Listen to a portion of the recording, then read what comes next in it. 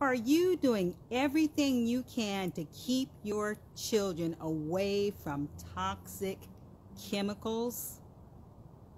Hi, I'm Bernice Hunt, and I am a brain health specialist.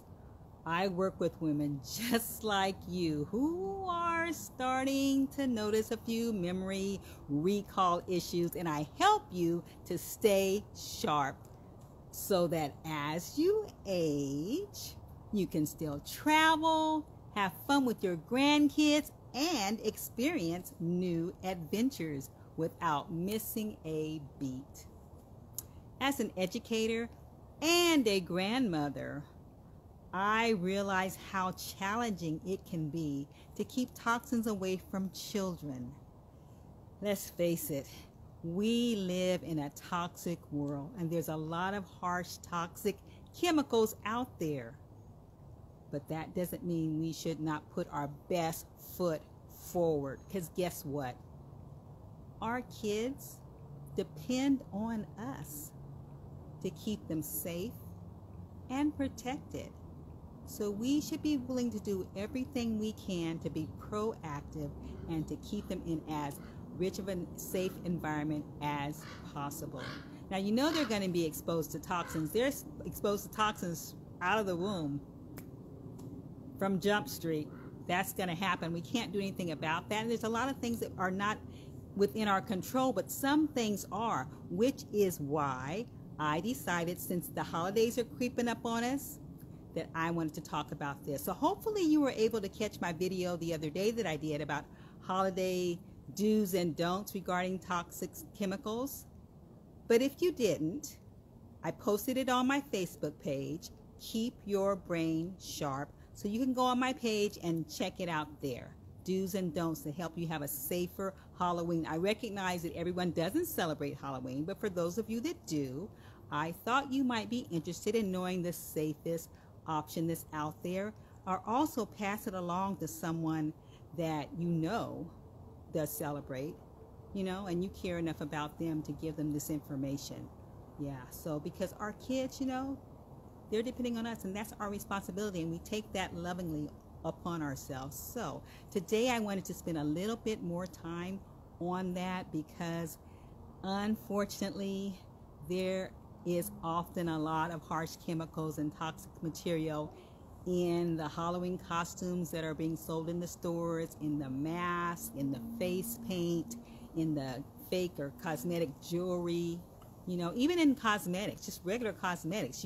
That hopefully that the FDA doesn't have really strict requirements, and they're not required to label everything with everything that's non-toxic. It's their special ingredients, and so they don't put their fragrances or whatever, so they don't specify exactly what it is. And then they found out that a lot of times it has things that are not good for us, and definitely not good for our brain. So with Halloween costumes particularly, and face paint and stuff, you're going to find a lot of times flame retardants, which are toxic. You're going to find plastics in the vinyl, PVC, that is toxic for you. You're going to find colorants and fragrances on there that are toxic to you, and lead, which is a known neurotoxin. So it's verified, confirmed that is damaging to your brain. And so your kids may experience some problems that they need not have had you just known not to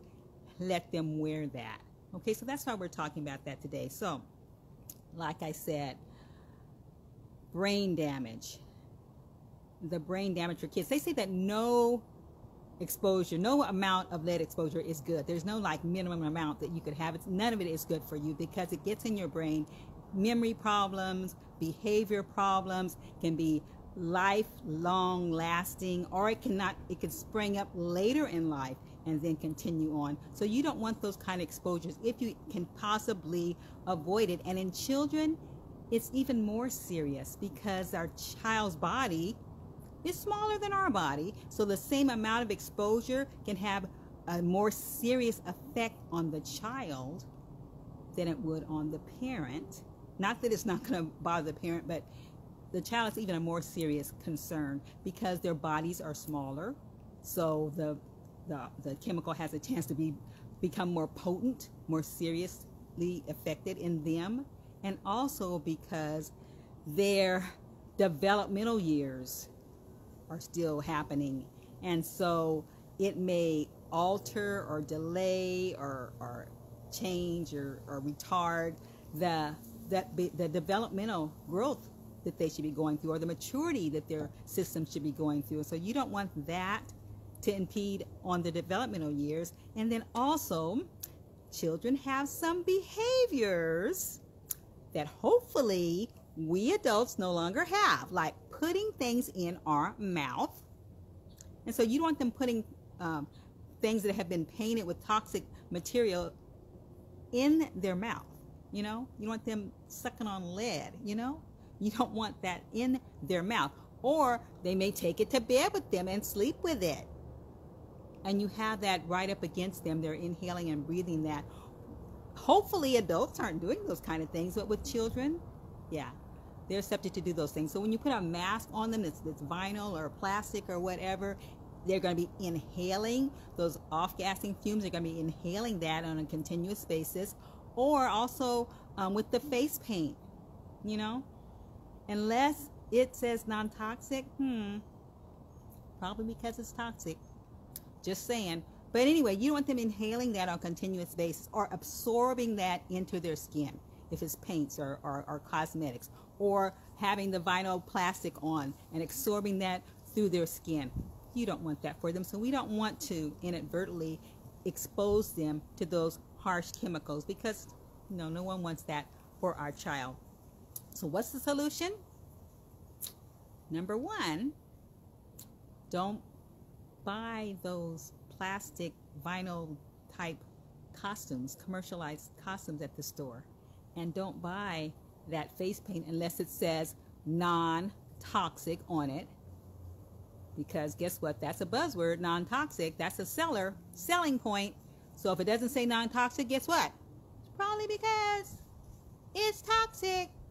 Just saying. So those are two things that I would steer away from. Also, what you might consider doing is DIY. Do it yourself. Make those old costumes like we used to do back in the day. You know, when you either can sew, if you're a seamstress of any sort, you know, you can sew a costume so it's made out of cloth material or a paper material, or you can create something. Old clothes, go to the thrift stores and buy, you know, old clothes. Give them a flash from the past and dress them up like they're in the 60s or even in the 30s or whatever, you know. I don't know how many times I or my brother or my sister or somebody went trick-or-treating as a hobo. We just got oversized clothes or whatever, you know what I'm talking about, or an angel, or wrap yourself up in torn sheets as a mummy, or a hobo, or a robot with cardboard boxes or whatever. Be creative. The point is to have cloth or paper of some sort against their skin and have no off-gassing fumes coming out through the material that your kid is being exposed to. That's the point. So be creative in that way. And